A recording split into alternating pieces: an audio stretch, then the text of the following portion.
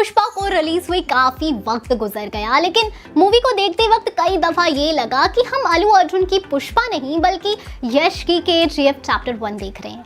KGF chapter 1 की कहानी सोने की खदान के इर्द गिर्द घूमती है और पुष्पा में लाल चंदन की स्मगलिंग के चैप्टर 1 में रॉकी के पिता नहीं होते, वो अनाथ होता है और पुष्पा के साथ भी ऐसा ही देखने को मिलता है। दोनों ही गरीब होते हैं, दोनों की माँ अपने अपने तरीके से उनका पेट पालती हैं, दोनों पैसा कमाने के लिए और बड़ा आदमी बनने के लिए अपने इलाके के बड़े बड़े गुंडों और डॉन के यहाँ काम करते हैं। किसी के सामने वो झुकते नहीं, मतलब अपने तरीके से काम करते हैं। दोनों ही अपने अपने बॉस पर अपना पक्का विश्वास जमा देते हैं और पूरे धंधे पर काबू पा लेते हैं। कहानी खत्म होते होते वो सबके लिए खतरा बन जाते हैं। अब ऐसे में पुष्पा में लोगों को क्या खास लगा समझ नहीं आता, क्योंकि जो हम दूसरी फिल्मों में देख चुके हैं वही इस मूवी में थोड़ा और सजाकर परोसा गया है। पुष्पा में अल्लू अर्जुन पर नाजायज होने का आरोप लगा था और इस बात को मूवी में बार बार इस्तेमाल किया गया था। पहले स्कूल के समय पर दिखाया गया कि कैसे उसको सरनेम के लिए बेइज्जत किया गया, फिर जब तस्करी में आया तो पुलिस उसकी इसी बात से हिम्मत तोड़ती नजर आई। मतलब मूवी में दर्शकों को कनेक्ट करने के लिए डायरेक्टर के लिए कोई दूसरा टॉपिक नहीं था शायद, इसलिए उन्होंने इसे जगह जगह डाला। हालांकि ये इतना ज्यादा टची वाला सीन लगा नहीं, क्योंकि नाजायज होने वाला कॉन्सेप्ट हमने कई फिल्मों में देखा है, फील भी किया है, लेकिन पुष्पा में इस कॉन्सेप्ट के साथ जैसे जस्टिस नहीं हुआ। पुष्पा ने मूवी में एक्शन तो भरपूर किया, लेकिन इमोशनल सीन करने में चूक गए। जैसे किसी मूवी के इमोशनल सीन को देख लोग रोने लग जाते हैं, वैसा इसे देखकर फील नहीं हुआ।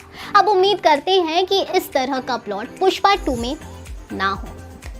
पुष्पा देखी है तो जरा वो सीन याद करिए जिसमें पुष्पा पुलिस से बचते हुए ट्रक उड़ाकर एक गड्ढे में गिरता है। पुष्पा जिस गड्ढे में ट्रक फेंकता है वो गड्ढा सड़क के किनारे ही होता है, तो क्या पुलिस को सड़क किनारे इतना बड़ा गड्ढा नहीं दिखा?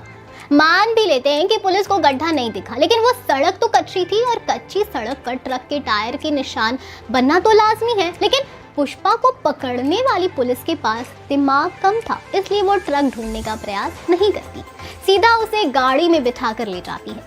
सोचिए, देखते हुए तालियां तो आपने खूब पीटी होंगी, लेकिन क्या इस लॉजिक पर आपने भी ध्यान दिया था? कोई लॉजिक नहीं मिला ना। खैर, हम अब बस उम्मीद कर सकते हैं कि मेकर्स पुष्पा 2 में ऐसे कोई भी इलॉजिकल चीजें नहीं दिखाएं। मूवी पुष्पा देखी है तो इसका सबसे बड़ा ब्लंडर पता है? मूवी पुष्पा का सबसे बड़ा ब्लंडर उस सीन में जहां पुष्पा लाल चंदन की लकड़ियों को पानी में फेंकता है, इसी पर पूरी कहानी आधारित है। इंटरनेशनल मार्केट में लाल चंदन की कीमत करोड़ों रुपए है। भारत के लाल चंदन की मांग सबसे ज्यादा चीन में है। लाल चंदन एक ऐसी लकड़ी होती है जिसका छोटे से छोटा टुकड़ा भी पानी में डूब जाता है। इसकी गुणवत्ता की पहचान भी ऐसे ही की जाती है, लेकिन मूवी में दिखाया जाता है कि लट्ठे के लट्ठे नदी में तैरते चले जा रहे हैं। मूवी में दिखाई गई लाल चंदन की लकड़ी फाइबर और फोम से बनी हुई होगी, तभी तैरते हुए चलेगी।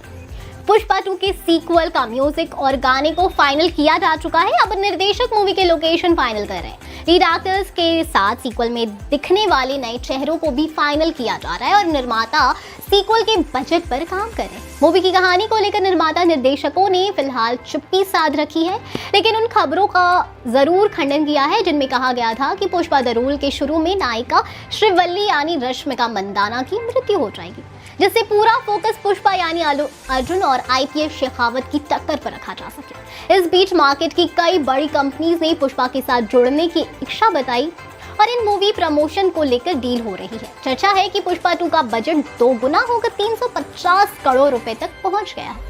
वेल, अब आप बताइए कि आप कितने एक्साइटेड हैं पुष्पा 2 को लेकर। हम फिर मिलेंगे एक नई वीडियो के साथ, तब तक खुश रहिए, सेफ रहिए, बाय बाय।